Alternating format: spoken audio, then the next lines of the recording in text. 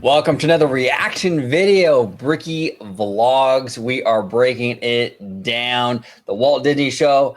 He made a great video on this. We're going to watch it, react to it, up next on OG 50. Oh.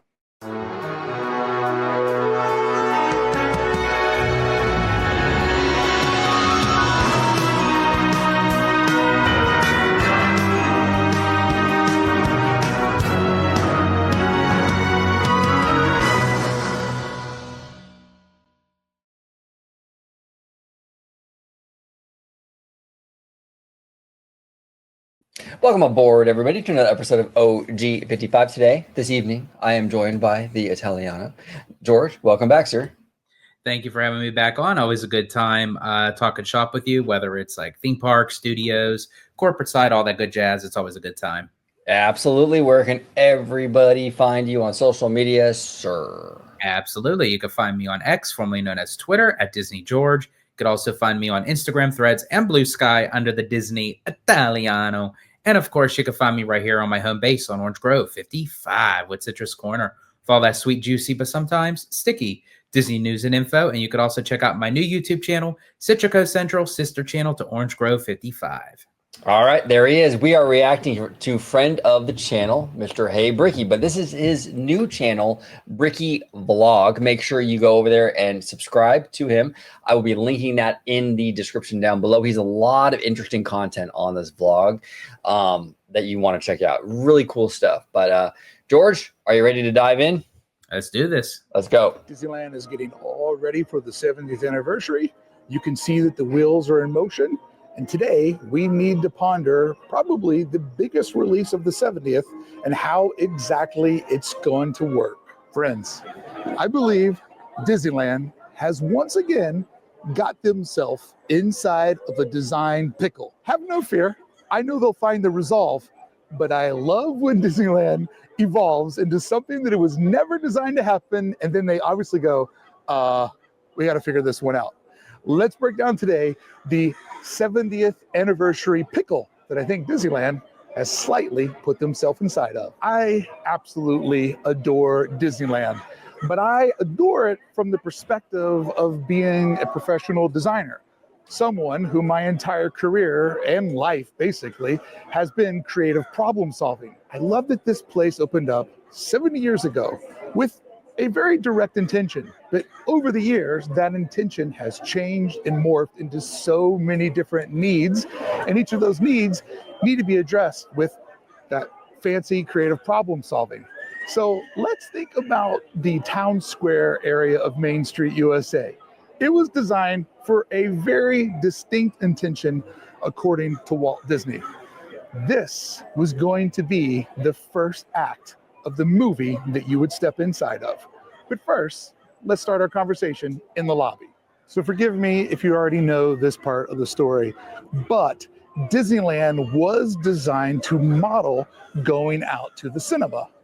If we think about 1955, that was the... Yeah, this is actually very, very cool. And this is actually my first time watching this video. So I hope I'm not jumping ahead, but he's absolutely correct. And even the attraction posters were supposed to be basically like the he mentions it, right?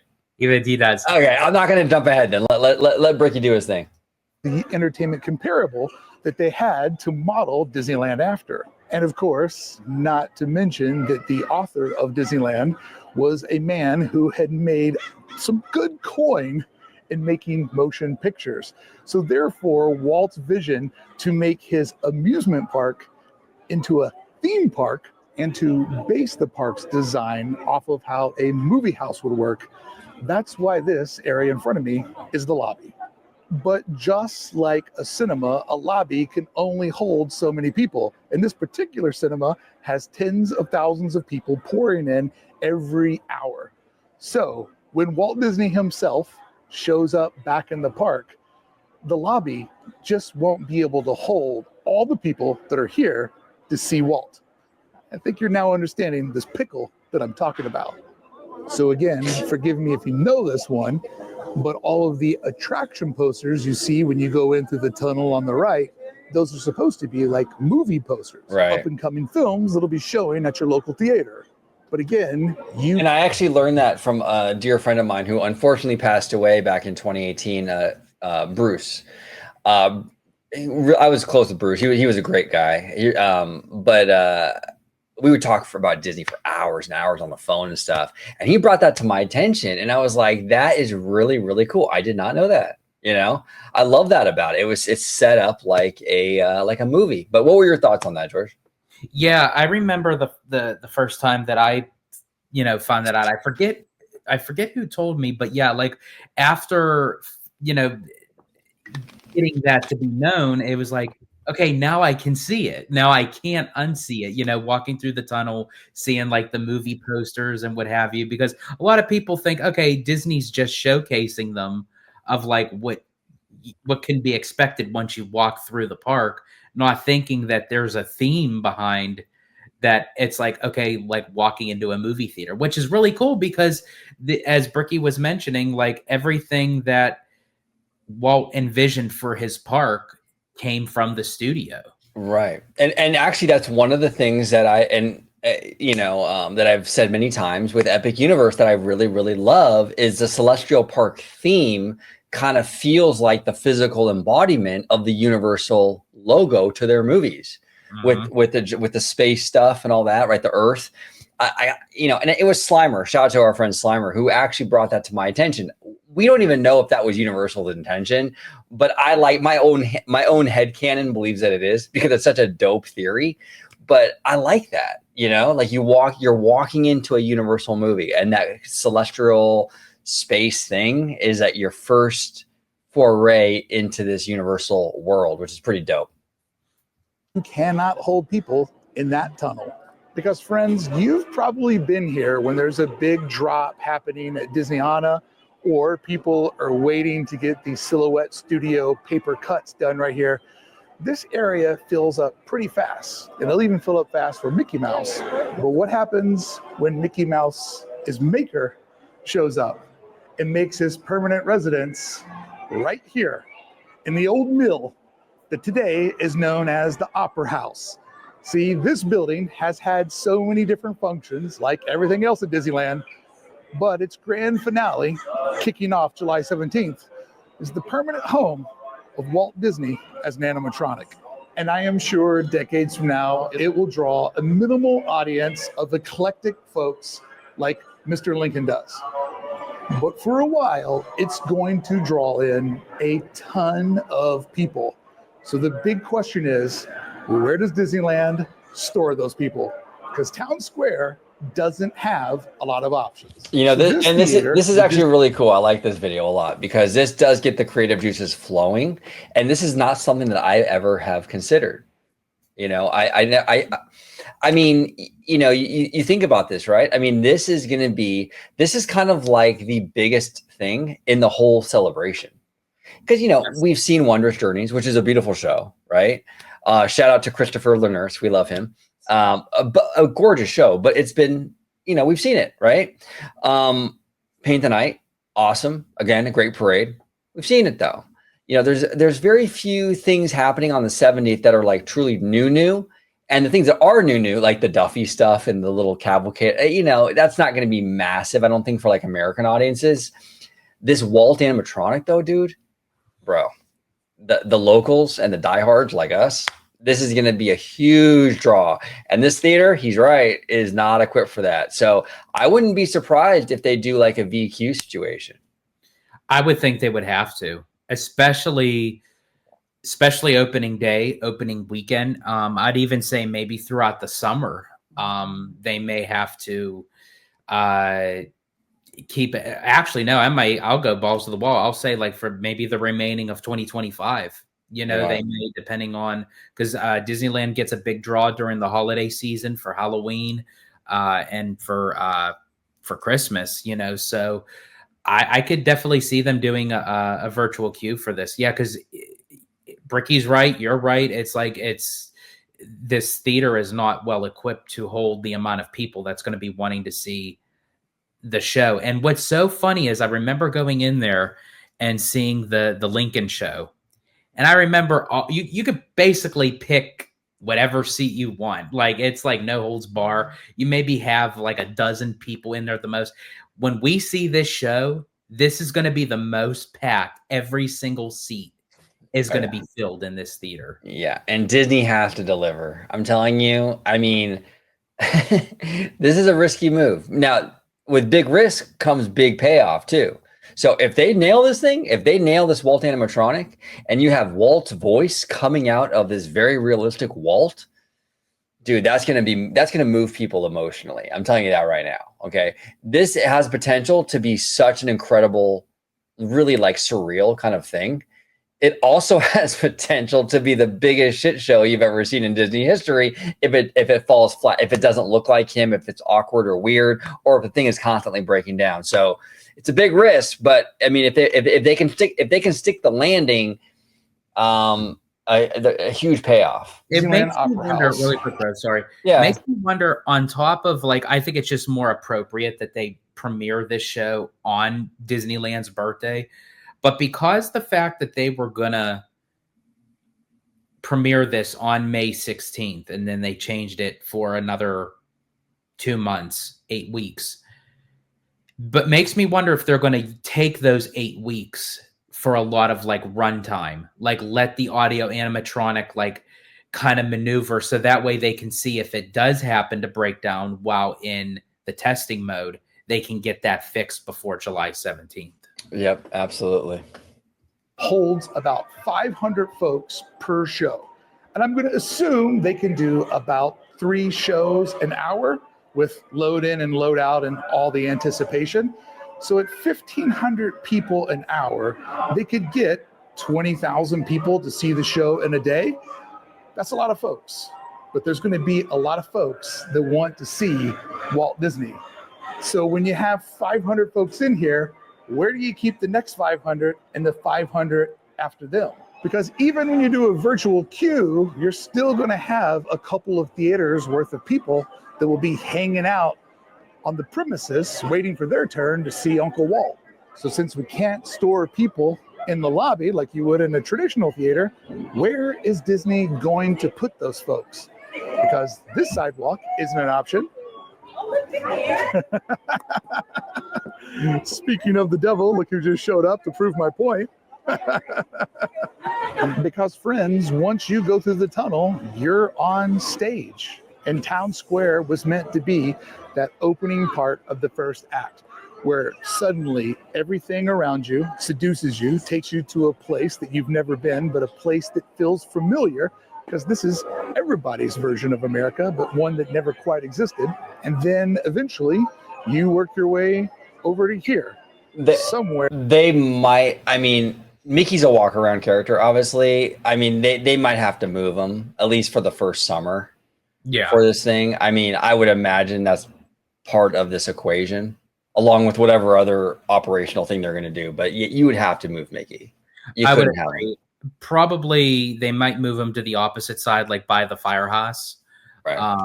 Or yeah, and I think, yeah, that's an easy fix, I think, as far as operation wise when it comes to Mickey. But he does give off a good solution as to where they possibly could have like a holding section for the people as well, which is going to be fascinating. Okay, let's listen. Cool.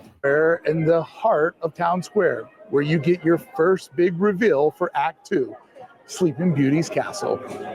But the actual square here in Town Square, it can't be used to hold people because it serves purposes all day long. And I'm sure there will be a big photo spot that will be showing up on the north side of it.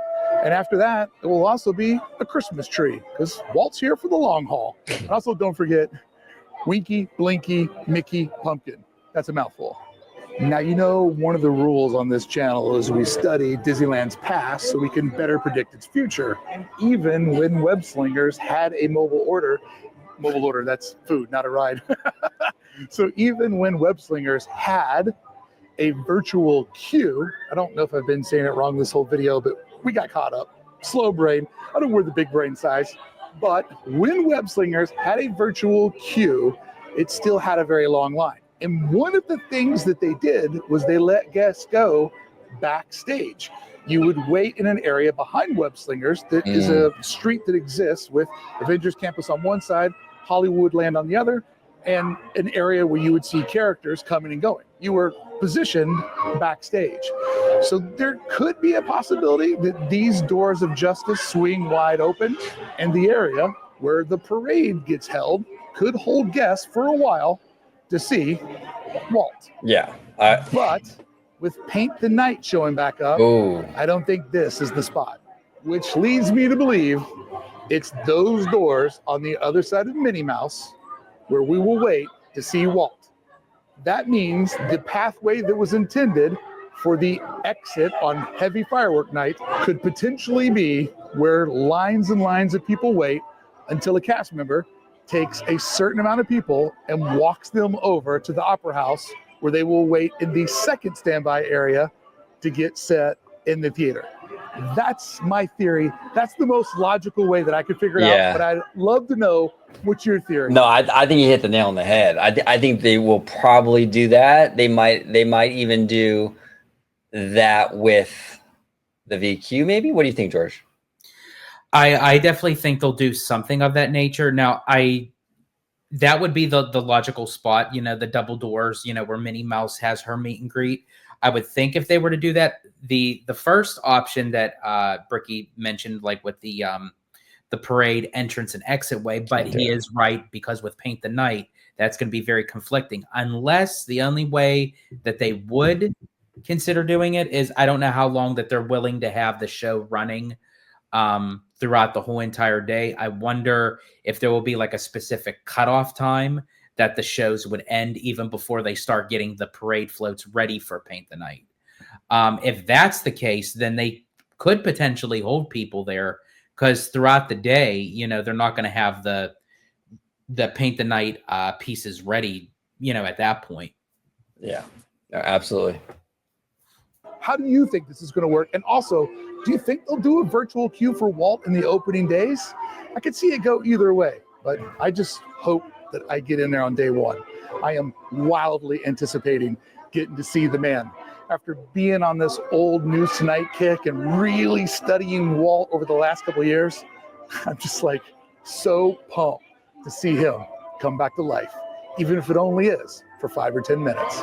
And, you know, really, if Disney wanted to, they could even let the line for Walt start here at the crossover street on Main Street, USA, where you could literally just come up here and start the line and be queued up behind the buildings to take even more friction off of the grand entryway.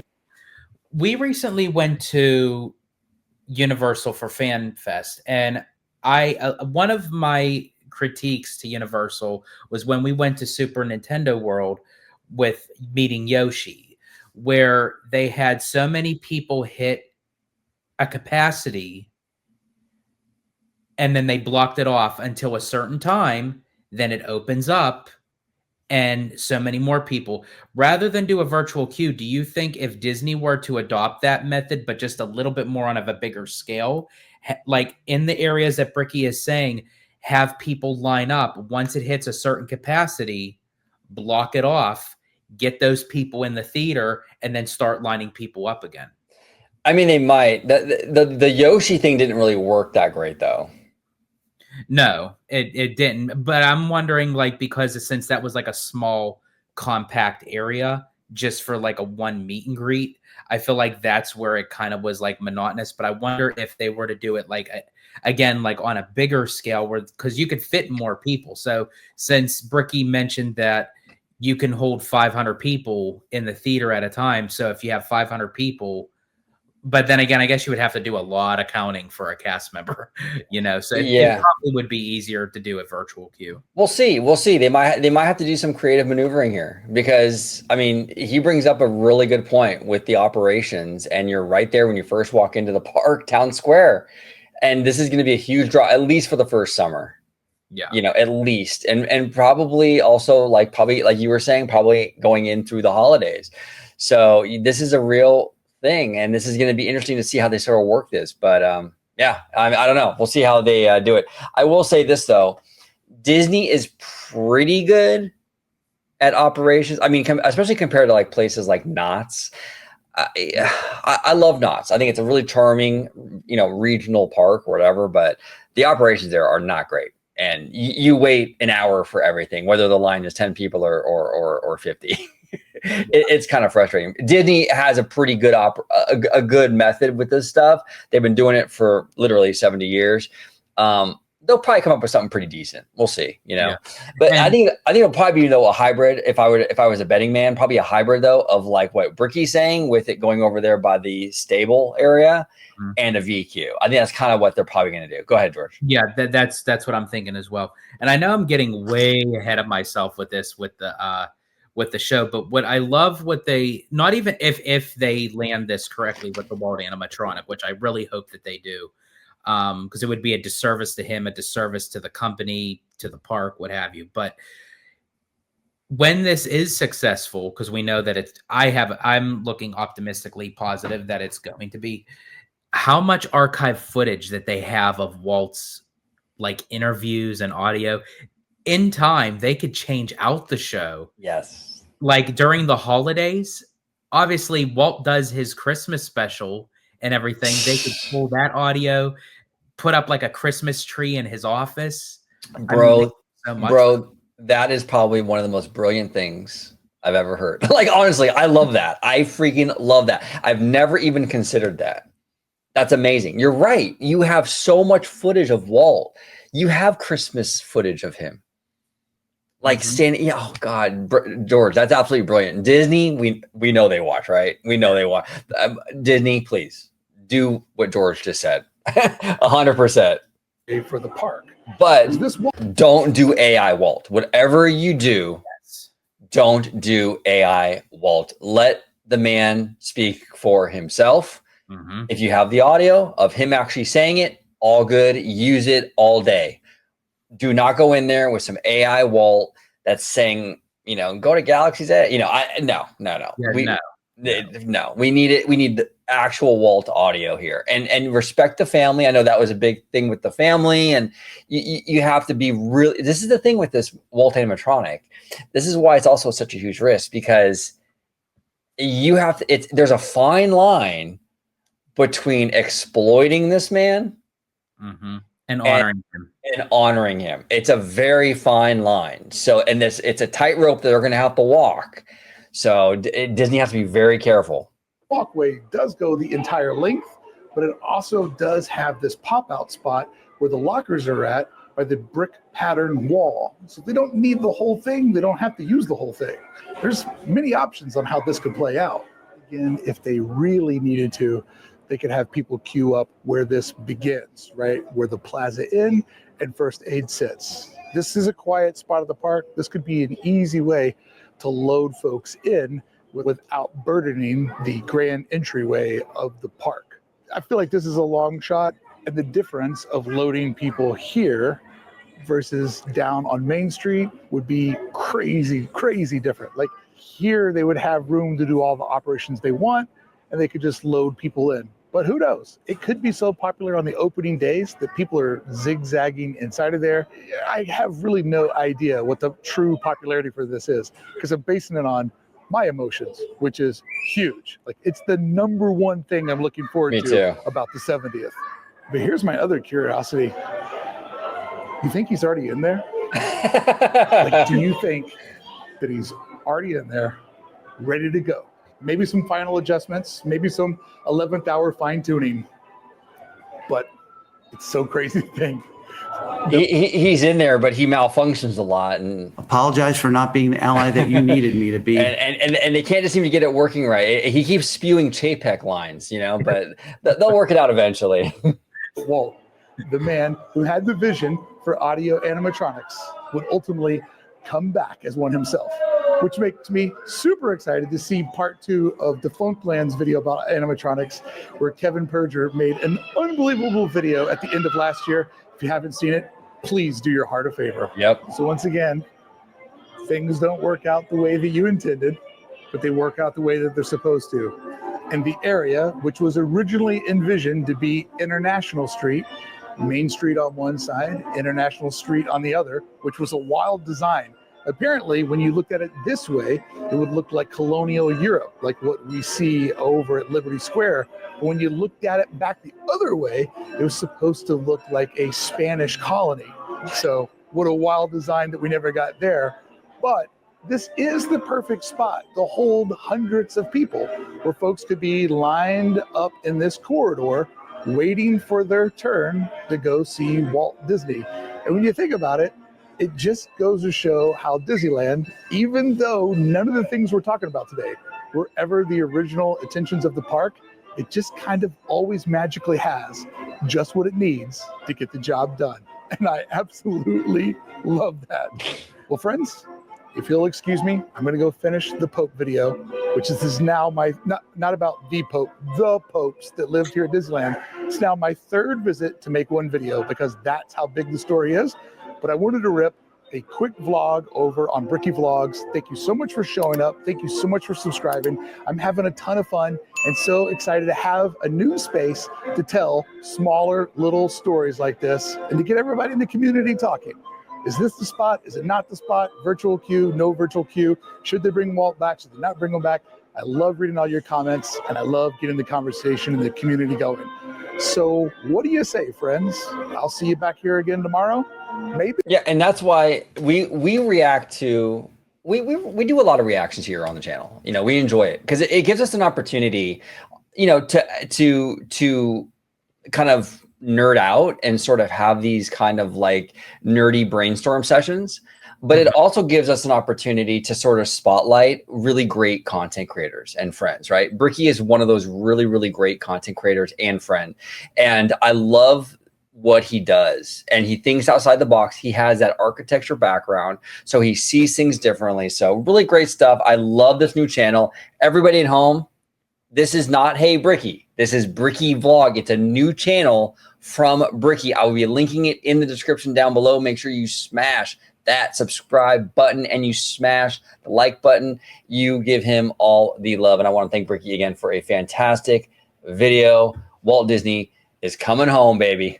Coming home. Let's see how Disney does this. George, any final thoughts before we get out of here?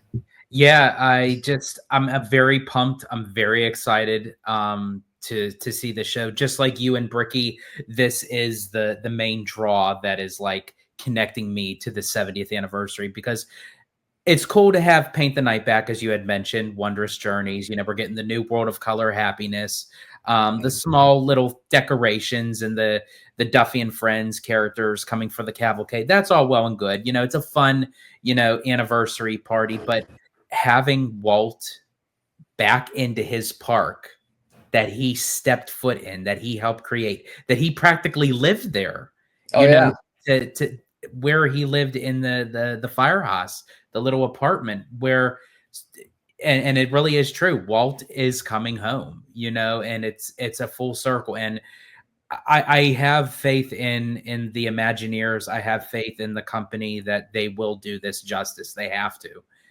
There's no room for error, for failure. They have to get it spot on. And as I had mentioned earlier, I think this is just the beginning. You know, I feel like there's a lot of archival footage of audio of Walt doing interviews, doing his TV specials. And there's just like so much that they can do with that animatronic to bring new life into that theater. I think it would, as I said, the sky's the limit, but they just have to land that audio animatronic.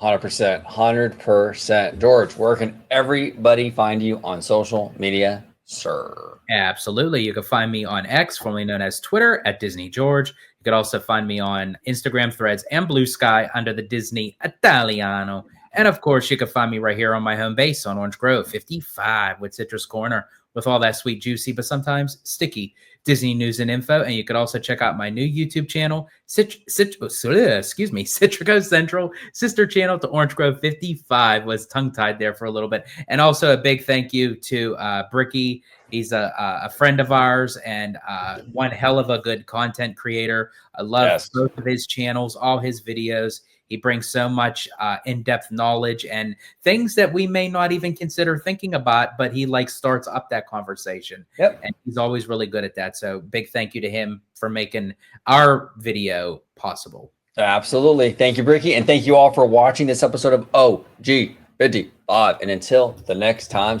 Thank you for watching OG55. If you aren't already, consider becoming a member today.